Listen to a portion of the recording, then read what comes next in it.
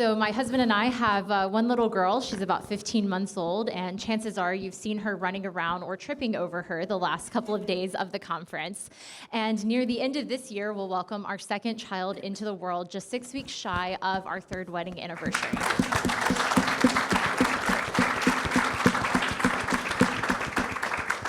And I say this because marriage and children are, one, simply one of the greatest delights in my life. But second, that among Generation Z, of which my husband and I are both a part, this is a growing minority. This is a declining reality for Generation Z, who are increasingly not getting married and not having children.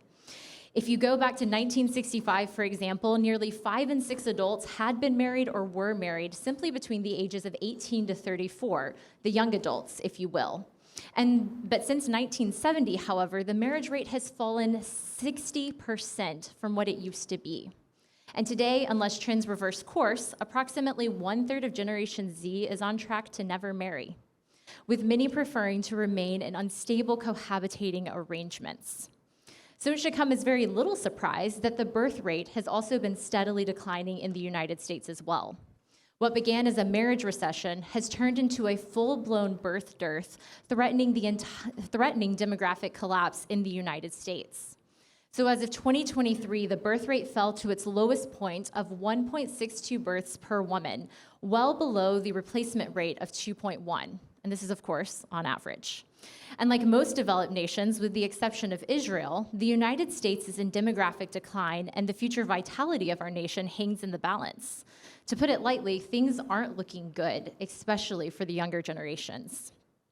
The causes of this birth dearth and the subsequent solutions offered range from an emphasis on the growing rate of infertility among men and women, the atomizing force of technology, the high cost of living and raising children, the decline in religiosity, national vitality, and of course, marriage itself. And to place this in a post-Dobbs framework in particular, it's worth noting that abortions have steadily increased since 2022, as have intentional sterilization rates, especially among men and women who simply want to opt out of the possibility of having children altogether. And in addition, we've seen studies both on the state and individual corporate levels where increased access to fertility treatments has not resulted in a meaningful increase in births. And so we're left in this very dim, dark predicament when it comes to the future of our nation and our birth rates. And each of these factors, individually and taken as a whole, has resulted in what Tim Carney calls a family-unfriendly culture, where children are seen as an imposition or a luxury good in modern life. Many, especially on the social left, have pushed back and questioned why the decline in birth rates is such a big deal. As one piece in the Washington Post noted, a lot of women simply don't want 2.1 kids, and we need an economic model where that's okay. Unfortunately, the solution isn't quite that simple. She called for an option that didn't involve women, and last time I checked, we still need women for this process.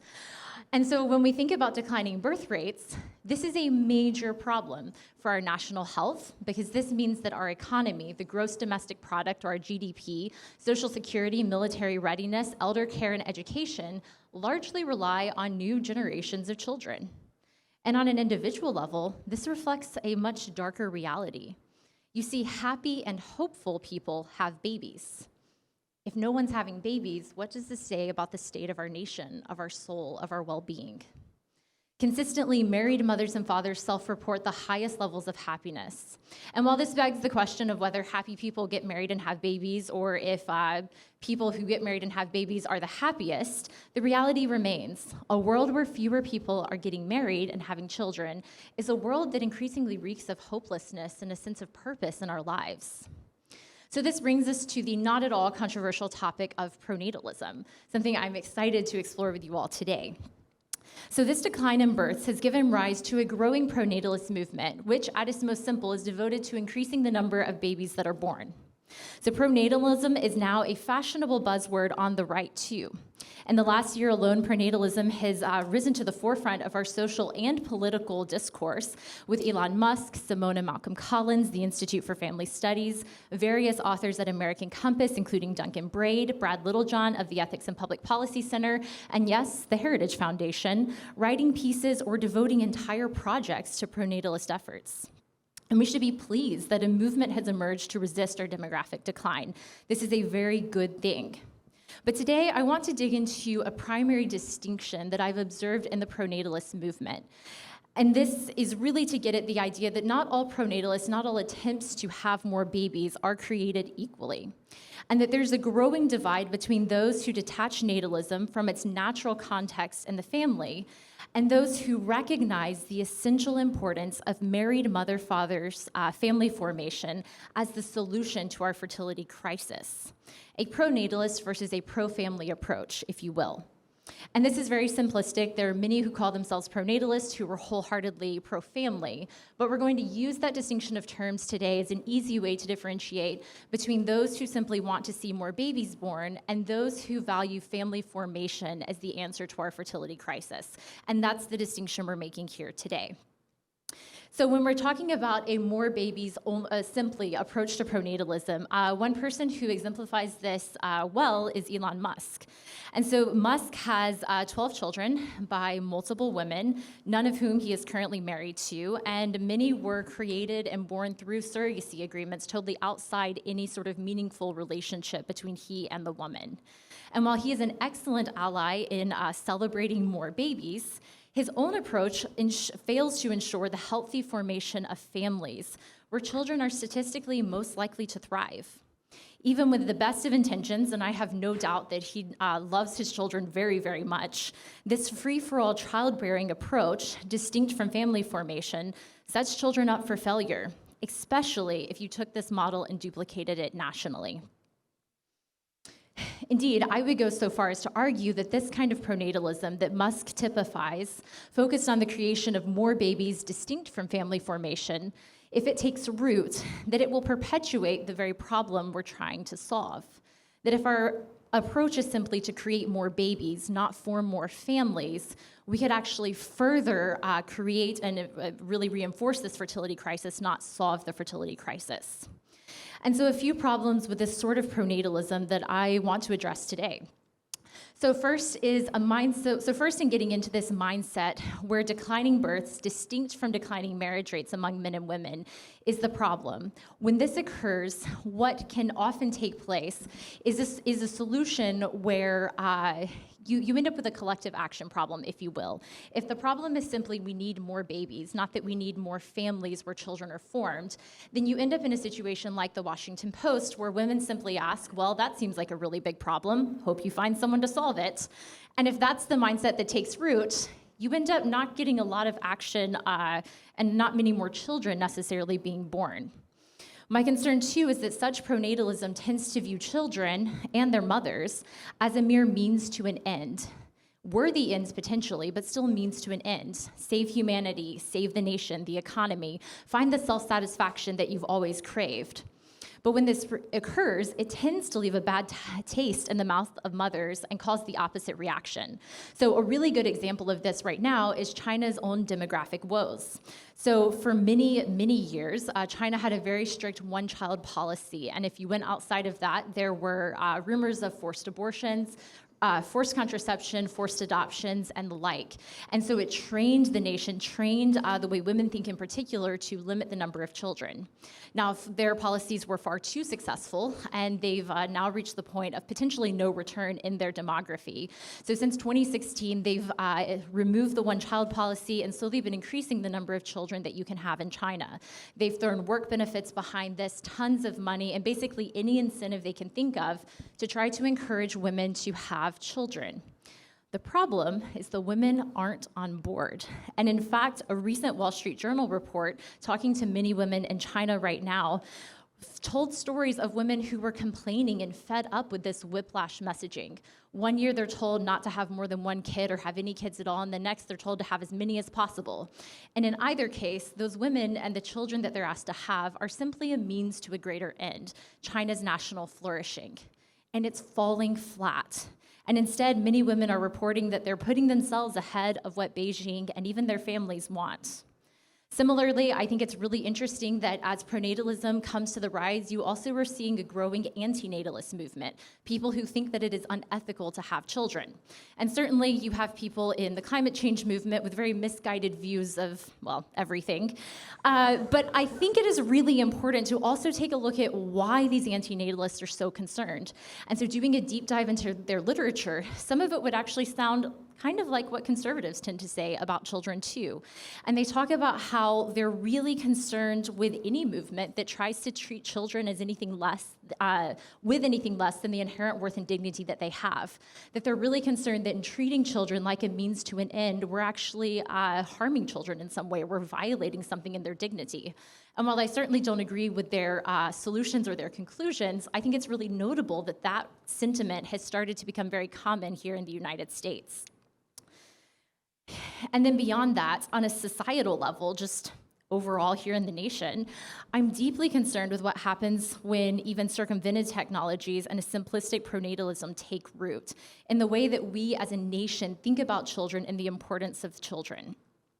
My concern is that if children are a means to an end, if children are part of a larger project, but not maybe valued on their own terms, that the result is the desire to create a certain kind of child, a healthy child, a smart child, a wanted child, or what have you. And when this occurs, children are no longer viewed as a gift that is received, but increasingly as an object or a product that adults may craft and acquire for themselves. The result is a world where children, even on a subconscious level, are treated like a luxury good. And let's be honest, if childbearing becomes a matter of a luxury good, where I can choose a house, a yacht, a child, it's gonna be a really complicated decision because children are really difficult and they're wonderful, but they're hard. And there's a lot of risk involved and there's a lot of time involved. They're not simply a luxurious thing to own like many of these other competing goods might be. Such a view of childbearing only further exacerbates our materialistic culture that places too much value on luxury experiences and not enough on self-sacrificial love and the desire to bring children into the world. And my concern,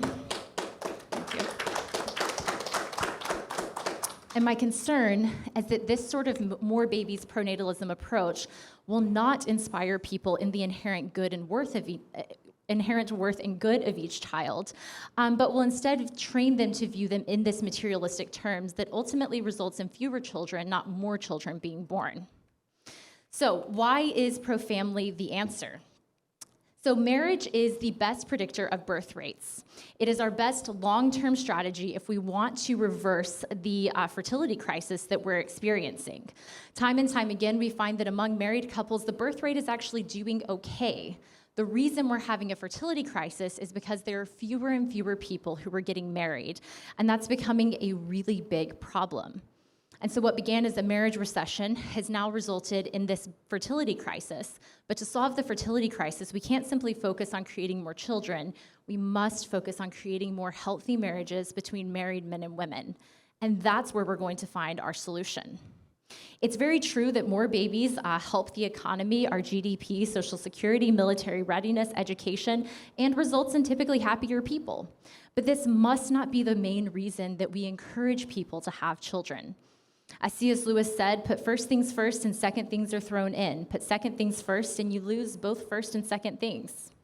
Children must be celebrated as the natural overflow of marriage, accepted as they are, a gift of God regardless of their abilities. Gosh, when you're pregnant, the hormones are so bad. We must honor and receive children as they are. And this not only ensures that we ourselves remain human and do not play God over the next generation, but it ensures that we're able to receive children and delight in them as they are, which is very contagious and makes other people want to receive children, makes your children want to receive those children, and actually in many ways is, I think, going to be the very inspiration we need for that birth reversal. And of course, ultimately, we must really focus on maintaining that package deal of marriage, sex, and procreation. Because the moment we redefine marriage as a contractual agreement on our own terms, the moment we change the nature of sex and procreation as a thing that we control over rather than partake in, we miss the point and the fundamental understanding of fertility as it is. And I think that in many ways has fueled the crisis that we're in. So very briefly, solutions, because solutions are the most useful thing to consider here. Our solutions must be as creative as the problem is complex. So first, policy solutions. Now, as Tom alluded to earlier, I think the best approach is that all policy must be pro-family policy. We don't need a separate policy group who's focused on family policy, but we need those who are working in foreign policy, those who are in education, those who are in welfare and beyond, asking themselves, does this policy that I'm putting forward help support and encourage the family? Does it result in more children being born, or does it somehow disincentivize that or harm families? And we actually have an appropriations rider from the 1990s that requires this. It's a family assessment. It's not used very often, but it should be used because it would require every sort of federal administrative act to answer the question of what impact does this have on the family? And if we started enforcing that, I bet we would see some different policies in place. Certainly different policies would have to be in place. So a few basics of this include things like removing the marriage penalty from our tax and welfare program. Don't in any way make it difficult for people to get married and have children within that union. The others are education savings accounts, which really empower people in education to train their children with resources that are theirs, right, from their taxpayer dollars, and the way that they see fit to really inspire those family first values that are so important. And of course, things like reforming our tax system to ensure that married families with children receive the best benefits and the best support from our government, and are treated as a distinct and valued entity, nothing less. And then, of course, we have our cultural solutions. And really, this is the one that begins with you, right? To the degree that you have control over the culture, you have control over your own life and your own decisions and how you choose to live. So this includes like religious practice and revival in your own life, which we know tends to correlate with much higher birth rates. This includes encouraging marriage and teaching others how to date, matchmaking and arranging marriage options for your children, delighting in children and openly talking about it, bringing your 15-month-old to a 3-day conference, even though it's kind of a disaster, because children are great and you love having them here. These are things like propaganda TV shows. If you have lots of money or can raise money, you should start encouraging people to just straight up make TV shows talking about how great marriage and children are. This should be the thing that we're pushing on people, not this radical gender ideology. We need things like fertility awareness, so men and women understand how their bodies work and also the natural biological window we have for children. Don't encourage women to delay and forego childbearing until they're in their late 30s or 40s. You're only setting them up for much sadness and frustration when they look back and realize they weren't told all of these things that they easily could have addressed on the front end. And then, of course, we have things like workplace flexibility, influencers. I'm actually very pro-trad wife influencer, not because I think they're realistic, but because I think like it inspires like the right sort of like values in people. Like I'd much rather you watch trad wife influencers than like Khloe Kardashian. So I don't know, choose your influencer, but I think that's really good. Things like maternity fashion, make maternity wear attractive again, because that's something that I think a lot of women would get behind. And then other sort of cultural examples, like making marriage and children a status symbol, make that the thing that's desired, particularly among the elite who has the role and responsibility of shaping our culture. And hopefully with all of these things taken together, we'll end up with a culture that truly values children as a gift that is received, not as an act of the will that we exert our control or influence over. And I think it's in that world where families of married mothers and fathers are celebrated and delighted in that we truly see children, we see a desire for children grow, we see more children come, and we ultimately see the answer to this fertility crisis that we're experiencing. Thank you.